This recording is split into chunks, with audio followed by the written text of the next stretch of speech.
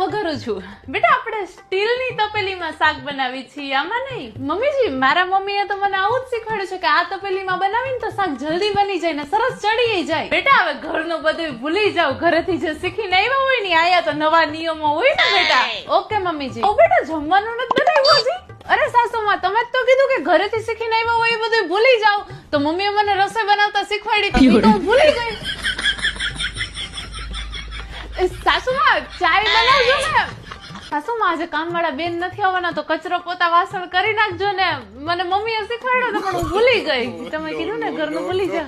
પણ બહુ બેટા સેજા કપડા હાય મારા ઘરેથી શીખવાડ્યું તો તું કે સાસરે જઈને કેવા કપડા પહેરવાના, પણ તમે જ કીધું ને કે ઘરે શીખવાડ્યું એ બધું ભૂલી જા તો ભૂલાઈ ગયું.